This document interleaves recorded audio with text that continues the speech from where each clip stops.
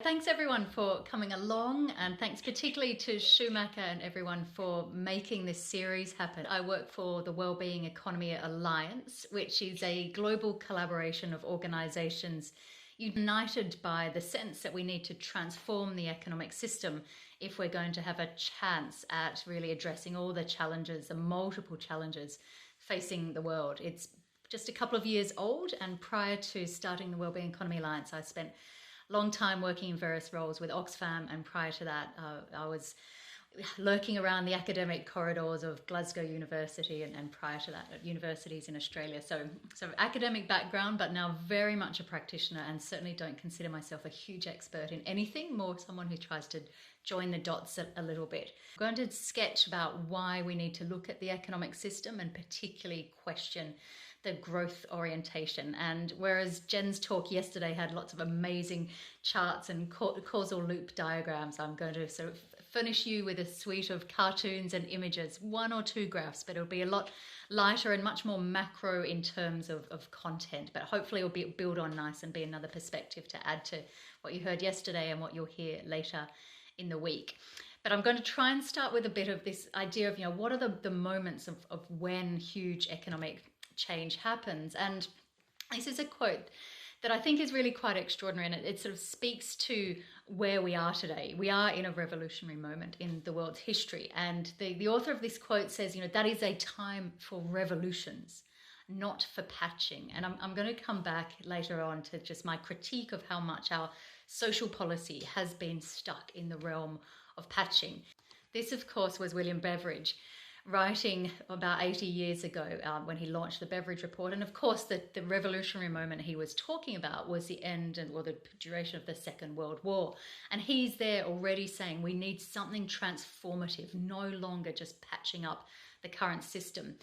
There have been, of course, other monumental moments of change that to lesser degrees in our human history have or haven't been seized. And I mean, recently, we had this rising attention of the world, partly led by Attenborough, but described as the Attenborough effect, on the extent of plastic and how much that was damaging our marine life and our wildlife. And it was images like this that mobilized the general public to call on politicians to act on plastic. And so we saw probably not enough, but some tentative bans, plastic bag bans, or the plastic straw, single-use plastic straw bans. But it is iconic moments like this that can wake up awareness.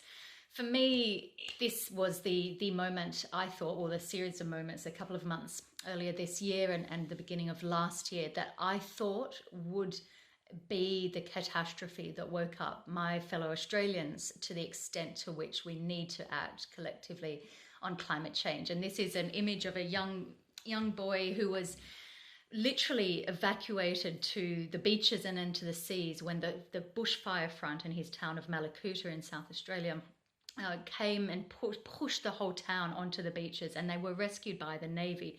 And it's extraordinary images like this that we started 2020 with.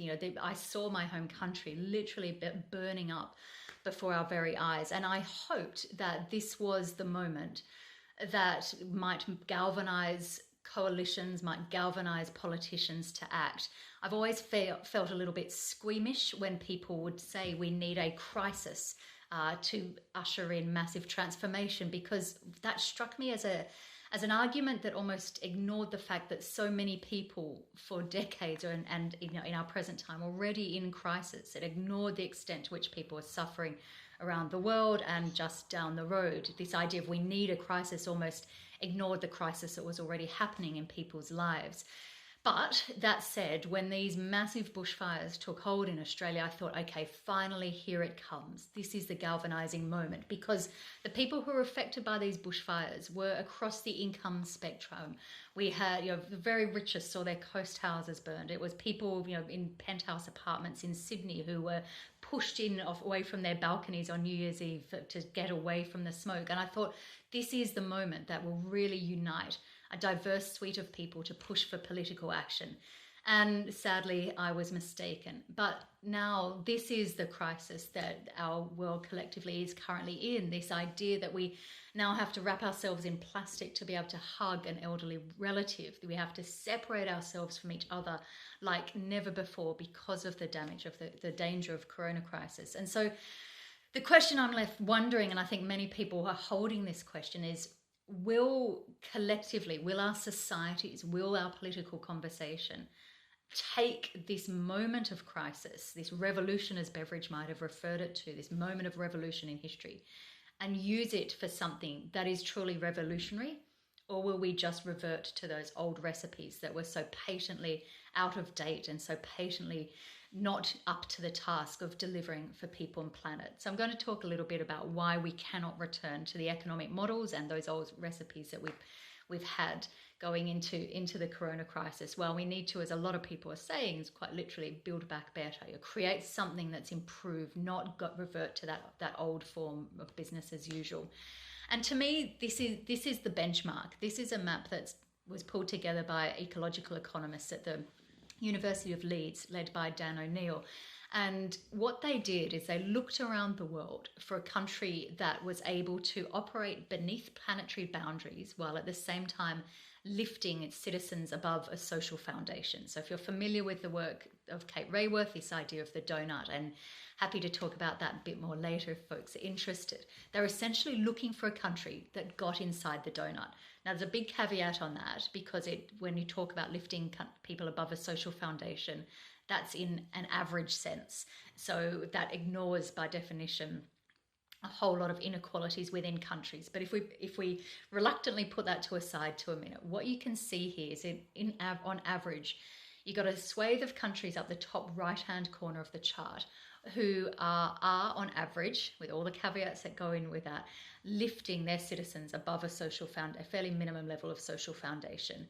But if you look along the x-axis, they're doing so while putting great pressure on the planet, measured here as crossing various biophysical boundaries, putting pressure on Earth systems. If you then turn your attention to the bottom left-hand corner, these are countries, relatively low-income countries, that are not putting so much pressure on the planet, but they're also unable to lift their citizens above a social foundation. And so the challenge is if we were to find a country that was operating inside the donut, it would be in that top left-hand corner of this diagram. And because it is pretty much a blank space, that I think tells us the extent to which we need to massively reimagine our economic systems. There are no perfect models that we can turn to. This is an extraordinary, massive system shift that we need if we're going to find economic models and imagine and create them and implement economic models that can deliver for people at the same time as not putting undue pressure on the planet. And so the realities that we're in now are such that in the past, where economic growth has, and these are again two more caveats, when economic growth has been used well to invest in our collective institutions like health and education systems, have been relatively successful in creating good lives for people. And this was sort of the post-war era where we had progressive taxation systems, where we lowered the extremes of inequality, life expectancy went up, and all sorts of measures of social progress were attained. But the problem is we're now in a new era. We're in a new era of rising inequality and an environmental emergency. And what's going on is that formula of grow the economy and use it to invest and create what we need to support people has broken down. One, because we're no longer using the growth to support people to the extent we used to, and the very few people are racing away. So it's very unequally shared harvest. And so what we're seeing is this idea of diminishing marginal returns. And the economists among you will be very familiar with this concept. It's essentially that you get less bang for your buck the more you have of something. And the same way you could imagine that with this sort of a spoon of salt to season your fish and chips, for example. Same it is with economic growth. And this is a chart, a lot of you probably will be familiar with this, around the genuine progress indicator, which essentially in simple form, takes GDP and corrects it. So it takes out some negative consequences such as inequality or the cost of commuting or defensive expenditures, and it adds in things that are positive for social progress such as volunteering or green space. What you can see at early stages of the chart, that post-war era that I talked about, genuine progress and gross domestic product rose fairly steadily together.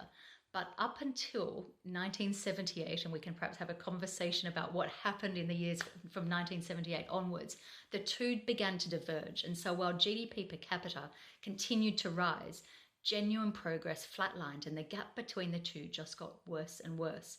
Here's another way of looking at it. Rather than longitudinally, this is cross-country. And this is work from our partners, the Social Progress Imperative, who have got an index comprising over 50 different dimensions of social progress, things like education, literacy rates, child poverty, life expectancy, a whole wide range of things that you would, I think, quite intuitively say could compromise social progress. And they've charted them along the y-axis. And then what they've done is plot along the x-axis different countries according to their GDP per capita. And what you can see here is that in early stages of economic development, more GDP per capita does matter. It does bring about, is related to benefits in terms of social progress. But you can see relatively soon those benefits start to tail off. We enter the terrain of diminishing marginal returns. And I think scholars perhaps like Herman Daly or Manfred Max Neef would say actually diminishing marginal returns is a benign way of looking at it, because what you get is actually uneconomic growth where we're spending a lot of that money to fix up the damage. And that takes us into another point, this idea of failure demand. This is a term that comes from management literature, but it can be applied, I think, rather aptly to a lot of social policies where more demand is placed on the state, on our collective institutions, to basically make up and deal with our collective failure to help people live good lives. And you can see here an example of security guards. It's been estimated that in the US, well over 5 million people work in what's been described as guard labor industries. So whether security guards or police or defense industries, essentially jobs that are created because we're scared of each other. You could also think of all the efforts to top up people's wages because they're working for their poverty. Huge amounts of the British welfare budget goes into Inwork, making up for in-work poverty. You could also think of, say, some of the accident and emergency treatment at hospitals where people are turning up because they're stressed and alienated and turning to drugs and alcohol to deal with their precarious lives. You could think about a lot of the medicalization and the treatment industries. You could think of a whole wide range, a lot of the criminal justice system, a lot of the court system, remedial education. It's a bit like an onion, the layers and layers of failure demand spending that we see from our collective institutions. And this cartoon is by one of my favorite cartoonists, an Australian cartoonist called Michael Leunig, and I think it sums up really depressingly the state of play that we had going into the coronavirus crisis, in that we had these incremental increases of GDP per capita, and yet we had rising levels of people feeling distressed and alienated, rising levels of financial insecurity, rising levels of food banks, bigger gaps in health inequalities, people feeling lonelier than ever before. And I think that the example here of the drugs needed to cope with that sort of economy is sadly really apt. In the environmental sphere, ecological economists would talk about defensive expenditure.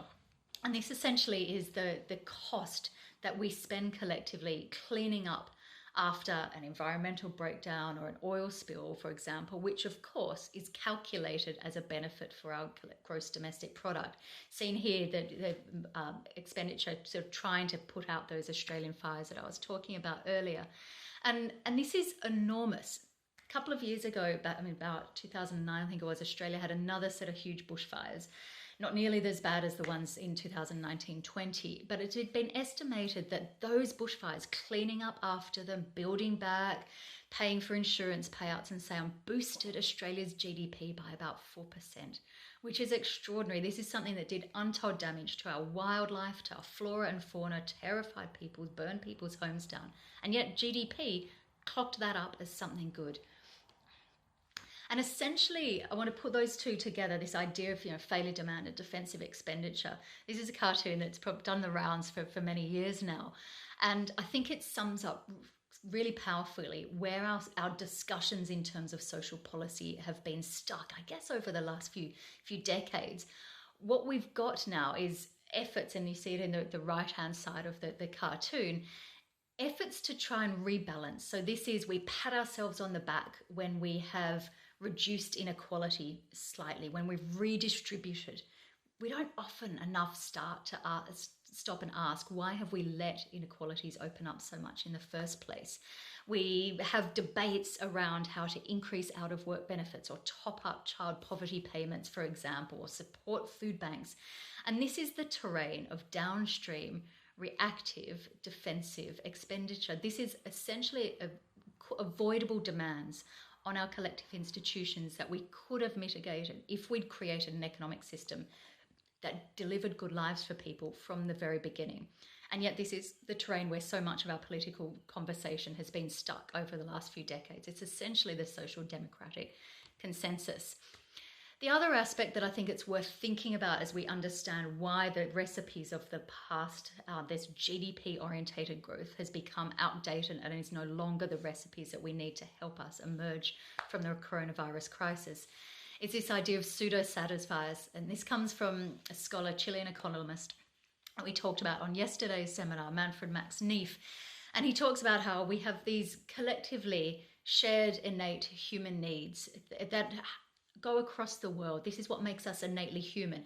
But in different circumstances, different cultures, different situations, we reach for different means to satisfy them. And some of us are reaching for pseudo-satisfiers. And in the realms of our need for belonging, for social affiliation, we have advertisers incredibly cleverly preying on that, in that we're told that if we need more friendship or happiness, it's just as easy as opening a bottle of Coke. Just recently, I come across this ad from a large company, which I'll tell you about in a minute, really tapping into this idea of belonging, that need to be part of a social grouping, to feel that you're connected, to feel that you've got relationships. These are fundamental human needs. But this ad came from our friends at Ray-Ban. They were saying essentially to belong, to be part of a group, you just need to have these particular sunglasses. And heartbreakingly, the most recent example of pseudo-satisfiers that I've seen was this article in the paper a couple of months ago, where if we're looking at what are the fundamental human needs that this effort is trying to satisfy, the very basic need for shelter and for safety. And yet what is it that our society is offering them is stab-proof sleeping bags, which is just extraordinarily, I think, low expectations in terms of what we're offering our fellow human beings. And so essentially, the economic model that we've had for the last few decades is running up against diminishing marginal returns. We're entering the terrain of failure demand and defensive expenditure, and we are too often reaching for pseudo-satisfiers as individuals, but also as collectively as society. We're reaching for the pseudo-satisfier of GDP growth. We assume that our needs for good quality of life, decent standard and secure standard of living, purposeful jobs, a nice, natural and protected and clean, regenerative natural environment will be met if we reach for more GDP growth. But for so many reasons, some of which I've already outlined, we can no longer assume that more and more GDP growth will translate to the sort of good lives that we need.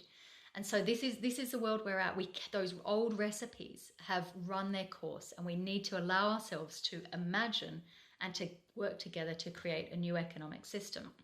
Now, I want to talk about the well-being economy in a minute, but I just want to share a bit of a caveat about the word well-being. It's a term that has really taken off in the last few decades, and particularly the last few years. We've seen this, and even the term well-being economy, we've seen it be the subject of debates in Parliament, a lot of articles, a lot of research is being done into well-being and its various dimensions. And it is broadly understood in various different ways. People have their own interpretation of it that translates to different ways of measuring well-being. And I just wanted to share a sense that I have of the two SCs of well-being. It's almost like the duality. They're not mutually exclusive, but they often take us into different directions when we're thinking about how well-being might be defined. And so the first one is this idea of survival and coping. And this is often the terrain of folks who focus very much on subjective self-reported well-being. This is really seeing the individual as a unit of analysis and often the unit of action. This, for example, is the territory of, well, if we're seeing deficits or inequalities in people's individual subjective well-being, we need to perhaps support them individually to increase their well-being through, for example, therapy sessions or particular drugs that might help mitigate their stress and anxiety. It's essentially the individual resilience agenda.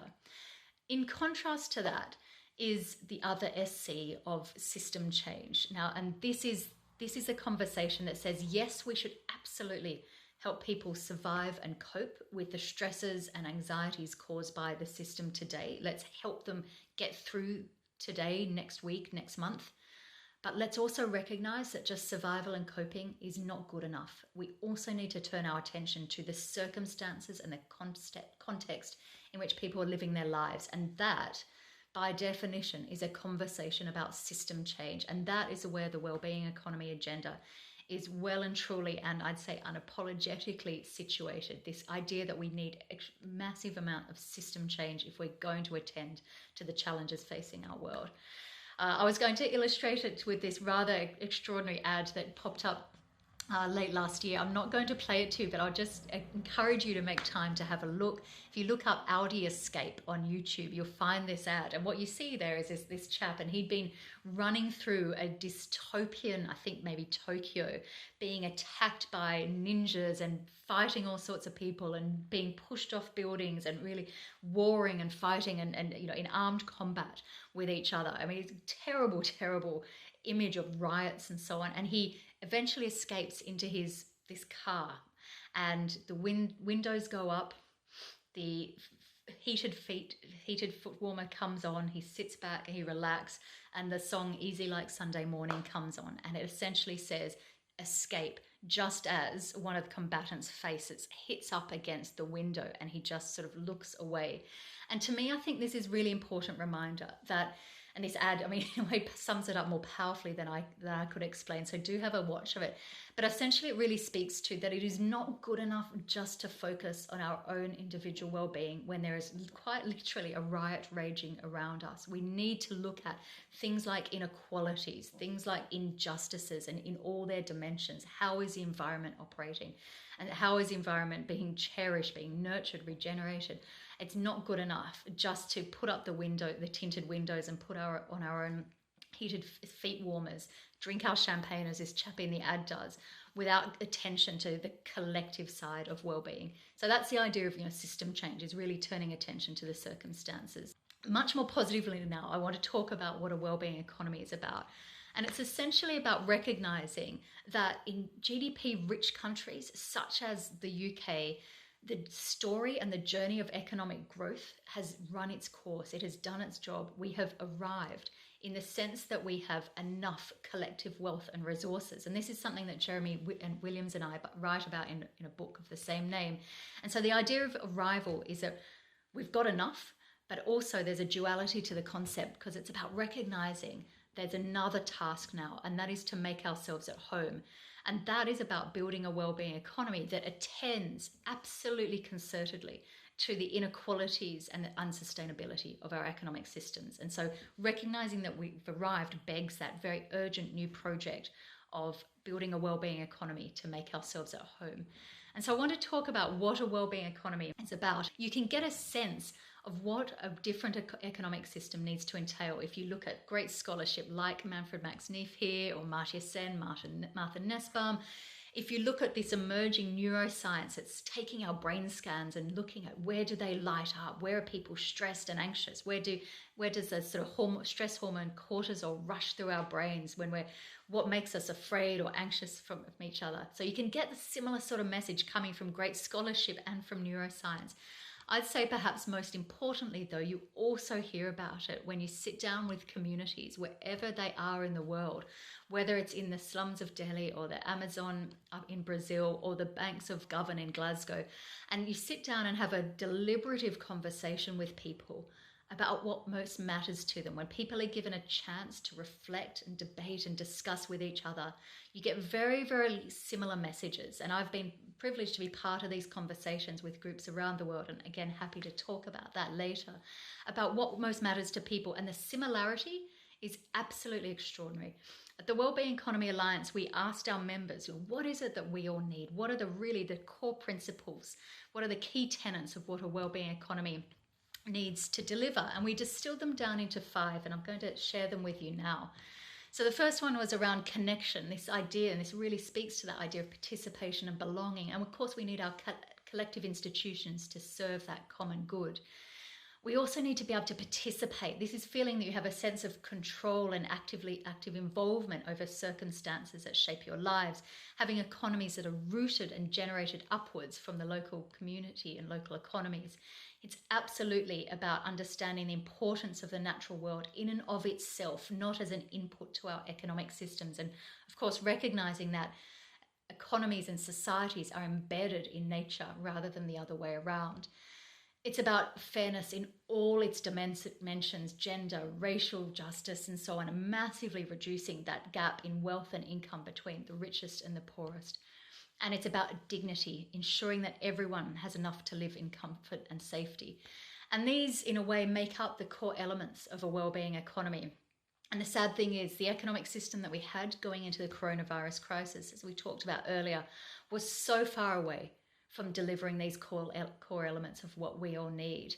It was profoundly misaligned. It wasn't even purposed to try and attend to these. It was purposed from the very different goal and a different mechanism that was faster GDP growth.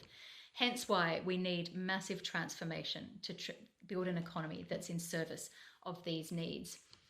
And so I want to sort of get a bit of hope in that, just reminding us that this journey to a wellbeing economy is a long journey and its roots go back decades. So I've pulled together, and these are really arbitrary, so it's not by any means the full picture, but I want to just share some of these way markers and help folks feel that there is this wider movement growing that's got beautifully long roots back many decades. So it was over 50 years ago where Robert Kennedy, just a few months before he was assassinated on the campaign trail, did one of the most, I think, poetic tirades against GDP growth. If you haven't listened to it with the sound up on YouTube, it's really worth doing, because it really is the most beautiful encapsulation of all the challenges and flaws of GDP as a measure of progress.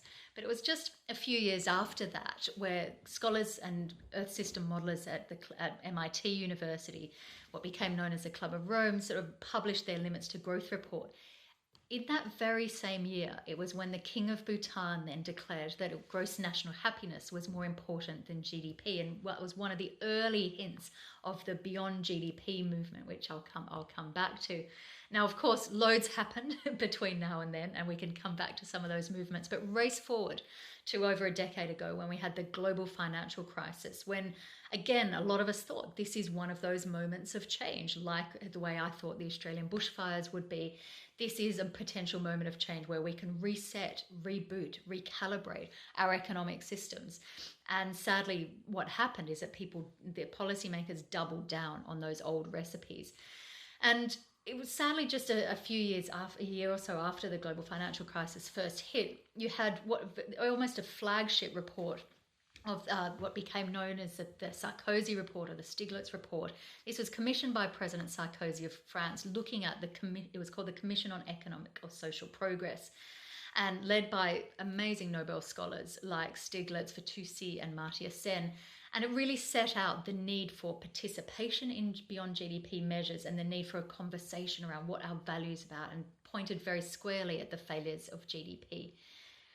After that, of course, we had this lovely initiative at the UN led by Bhutan and Costa Rica, the report on a new development paradigm that was associated with a high resolution about the need for a new development paradigm. That's sadly, again, one of those moments that didn't usher in the sort of change we needed. But a couple of years later, we had the Sustainable Development Goals agreed, which, for their warts and all, they are a significant moment in history in that you get at least so many countries setting out a different purpose of what the economy is about. And then a couple of years ago, there was an updating of the 2009 Stiglitz report. And this again was Joseph Stiglitz, this time working with the OECD. And it was almost like volume 2 of that report from 2009 in terms of the measurement of social progress and economic performance. And what they said there in this report is that after the global financial crisis, governments around the world were too narrowly focused on increasing GDP. And what that led to is these programs of austerity in their countries that pushed their citizens into greater levels of financial insecurity. And we all know what happened in terms of the politics that emerged out of those levels of financial insecurity. And so this was a group led by the OECD, again, pointing unashamedly at the pursuit of gross domestic product as being one of the causes of our collective challenges. That same year, the WellBeing Economy Alliance and a group of governments that I'll talk to you about later, the WellBeing Economy Governments was created, and my organisation was launched. Of course, also this was when Greta Thunberg also came out of her classroom and started being joined by thousands of young people around the world, come out of their schools and standing up for their futures by saying through the Friday climate strikes, saying to their politicians, enough of this recalcitrance in the face of this catastrophic environmental breakdown.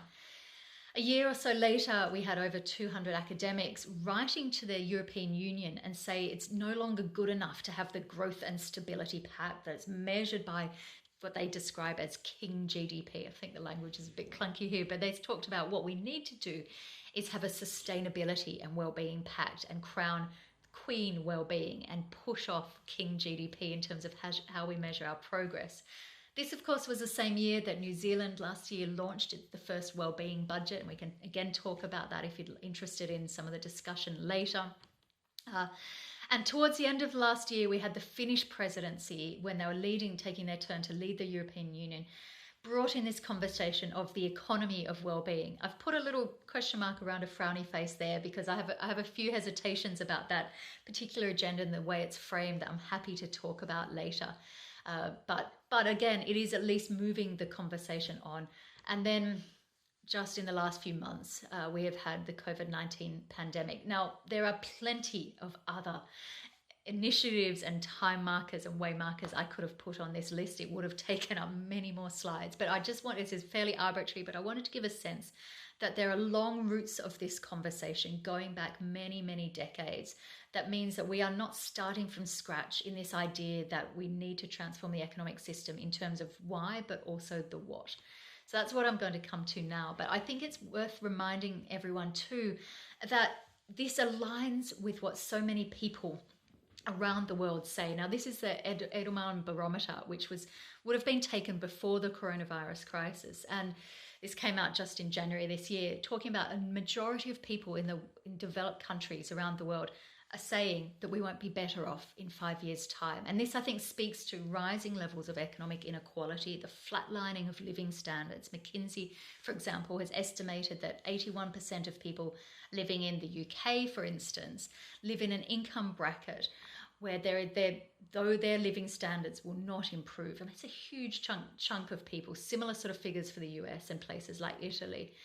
Edelman also discovered that globally, half of people believe that capitalism is doing more harm than good. So not just not delivering the goods, but creating more harm to our societies and our environments. And there's this growing sense of inequity and unfairness, and a worry that people are recognizing that institutions are misaligned with what people really need, that they're actually now just serving those of the very few. And often you hear the term, and I think this speaks to this really, really powerfully, you hear the term people saying the economy is broken. I'd never say that, because I think actually what we're seeing, and we talked about yesterday, this idea of political capture, that the economy is doing exactly what it is designed to do. We've got people who have got great control over our economic and political systems because of their wealth and resources. They're able to literally shape the rules of the game. This is what the great systems thinker Donella Meadows describes as success to the successful. People who've been successful and amassed great financial wealth are able to rig the rules of the game to perpetuate that wealth. And we can talk about that later and the behavior of some of those billionaires in the discussion later. So that was before the coronavirus crisis. This is polling done by YouGov for our friends Positive Money a couple of weeks ago. So in the midst and in the very depths of lockdown, asking people what they thought the UK government should do after coronavirus. And you can see here, and this is key because it's after, what's coming beyond once the lockdown and that health emergency has passed. You can see over 80% in England, Wales and in Scotland, people saying we should prioritise the health and well-being of citizens, not the economic growth. And I think this is a profound clarion call. This does show to policymakers, people are aware of these conversations. There is demand to start a different journey, chart a different course. And I think that different course needs to be taking a good hard look at the growth dependency of our economies, the way we have assumed that we just grow the economy faster and that will automatically translate to better quality lives for people. What we need to do, I'd say, is be fair weather friends of growth rather than its ever faithful followers where we turn a blind eye to the damage it does to people and planet. And when I say be fair weather friends, I mean, we need to say, what sort of growth do we want, in what circumstances and for whom? And that's the sort of growth we should need. It's very much about saying growth is a means to an end in some circumstances rather than blindly following it over the brink as where it's taken us over the last few decades.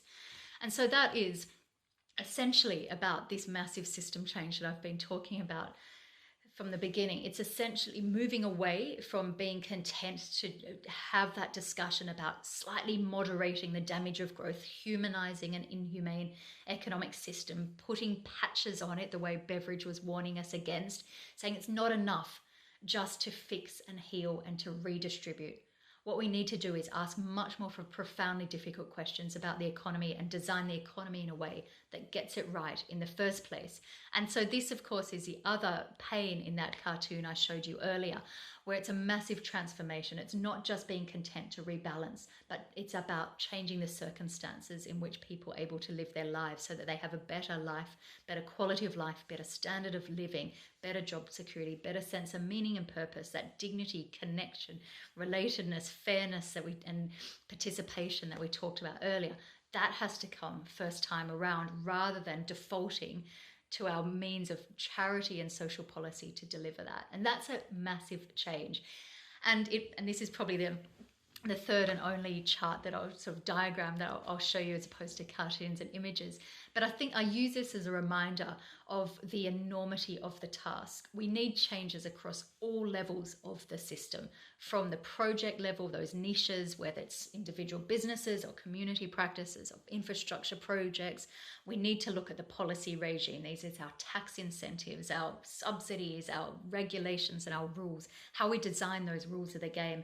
And of course, both of those are influenced by what it is at the landscape level, the environment, the extent of technology, our very purpose of the economy. And that's why often I do stay in that domain in those conversations about we need to talk about how is our economy purposed. It's no longer enough just to content ourselves with niche projects. We need to look at all levels of the system. And of course, people will gravitate to activity on different levels of the system. That's okay. But as a movement to create economic system change, we need action at all levels, from the landscape to the policy regime to the practice in the niche level.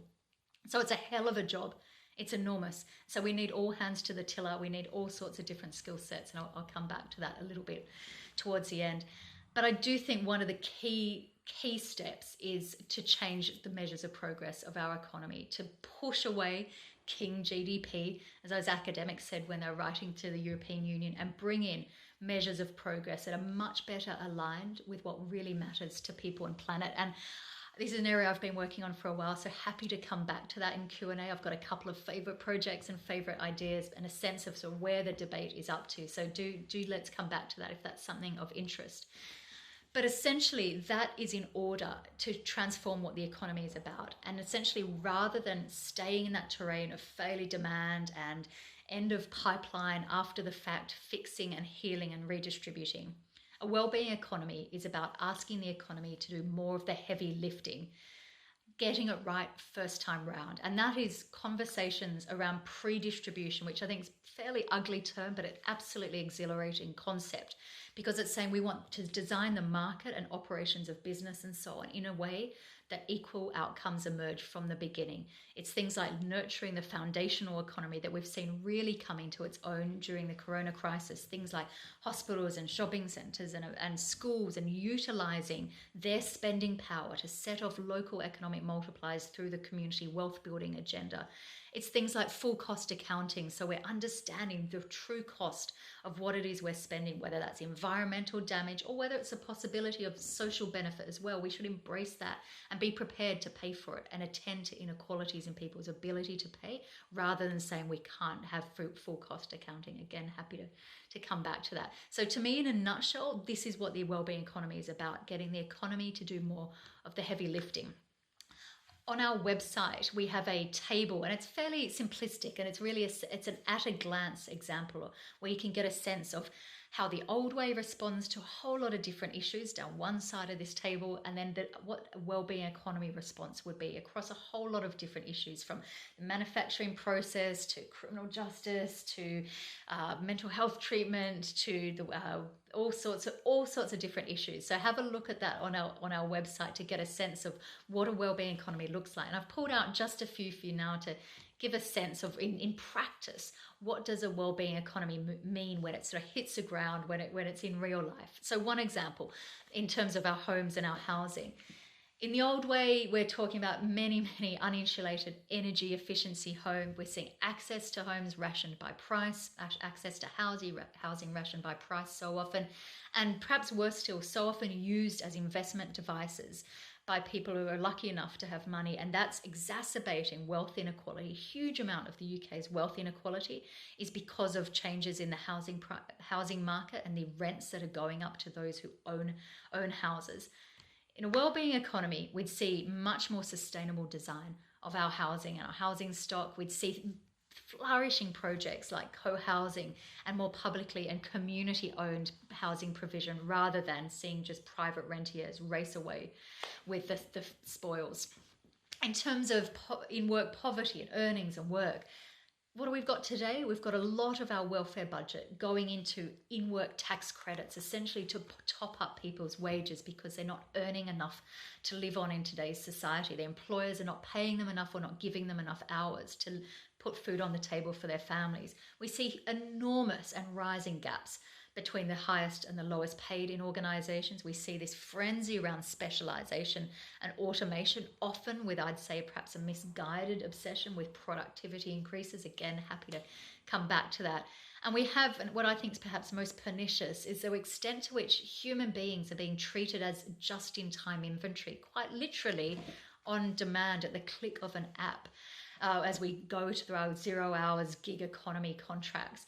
And for employers, workers and the workforce and the labour cost is seen as a cost that must be reduced. So that's the old way.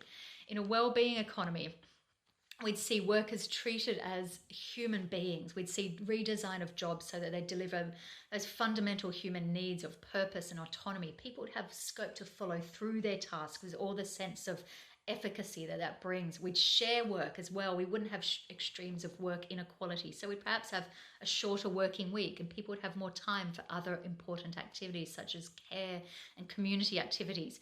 We'd also be exploring workers owning the business. This is a key pillar of pre-distribution through workers' cooperatives, for example. And that way they get a much greater share of the value that they create, rather than it being siphoned up to remote shareholders. And we'd absolutely see, and I think this is something that's really come to the fore during the coronavirus crisis, we'd see wages much better reflect the social value, and we'd again see a lower ratio between highest and lowest paid. I'm going to race through these because I'm conscious, having said I didn't think I'd take an hour, coming to the end of my time here. In terms of mental health in the workplace. Okay, thanks. Yeah, I've got it.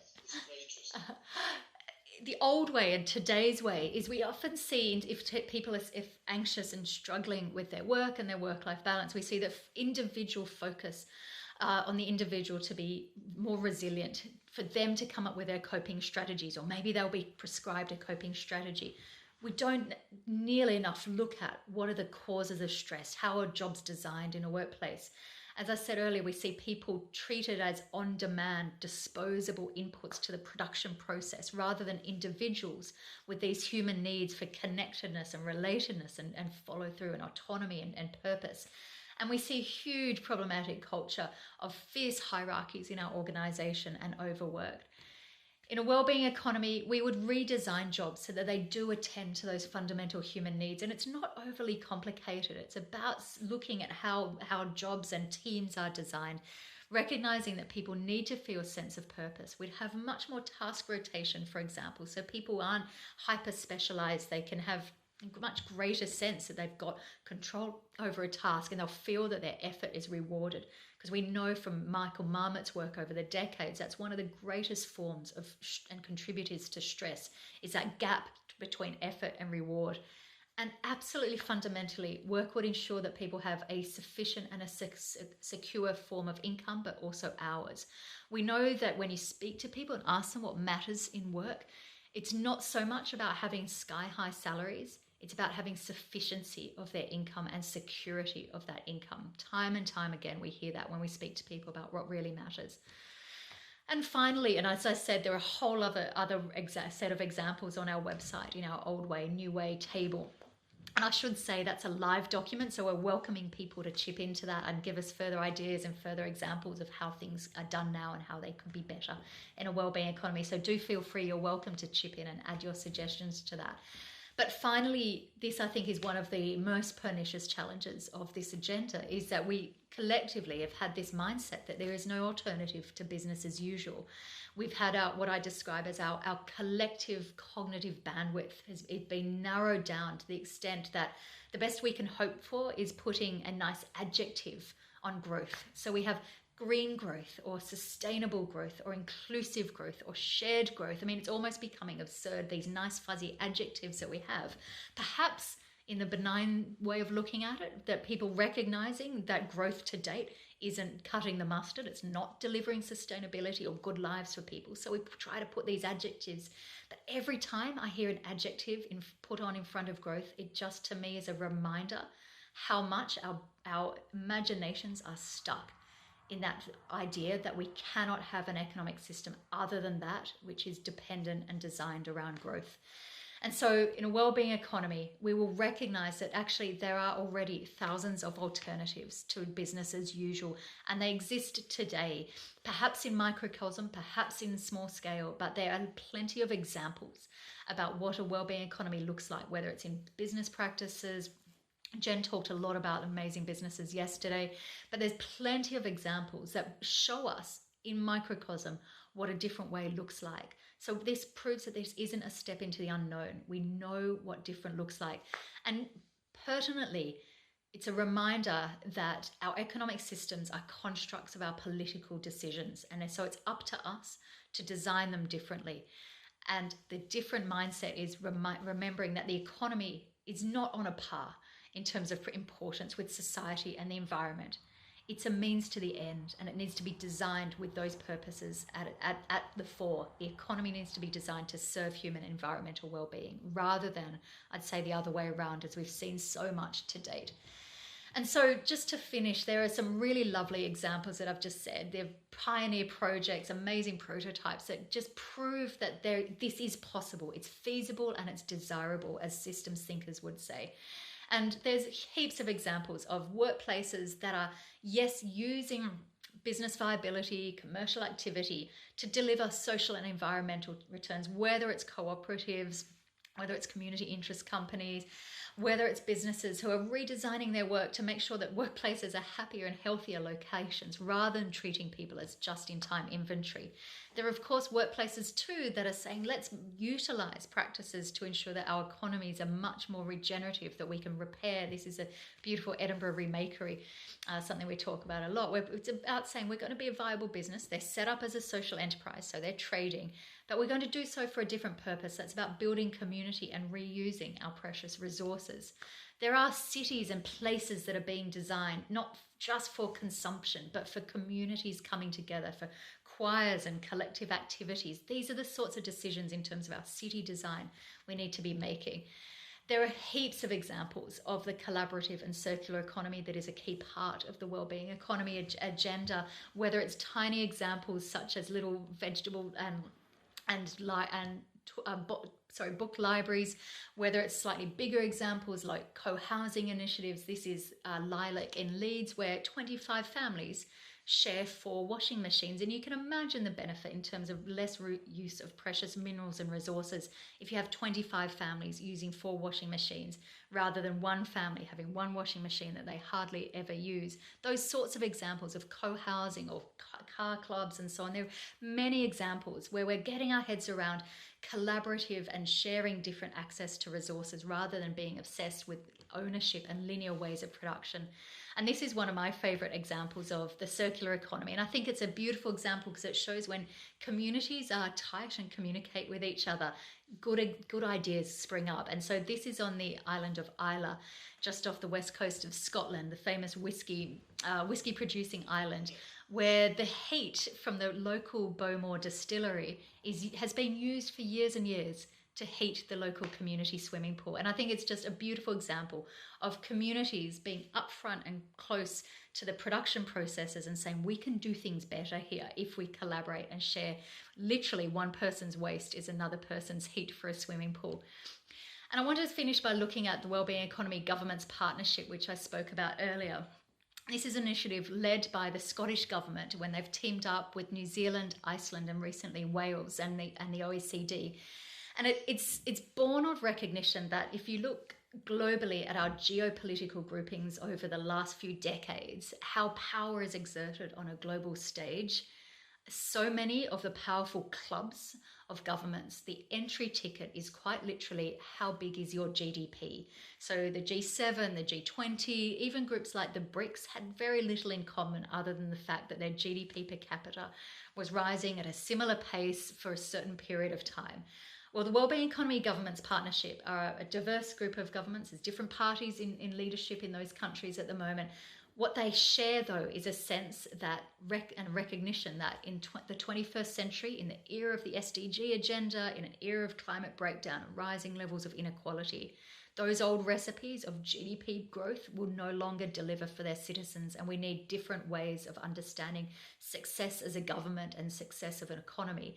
And so what they're wanting to do is collaborate with each other to put collective well-being at the heart of economic policy making. Now, forgive me for this rather shoddy photo. This was me at the launch, the first launch of the policy lab of the Wellbeing Economy Governments Partnerships. It was launched in 2018 at the OECD Wellbeing Forum in South Korea, and then a few months later here at Adam Smith's home in Edinburgh, the first policy lab happened of senior civil servants. And you'll see here at the first launch session, Nicola Sturgeon there on the left.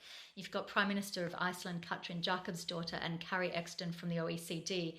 And this is me trying to very subtly take a photo of these 3 extraordinary women leaders without being too distracting. So apologies for how out of focus it is.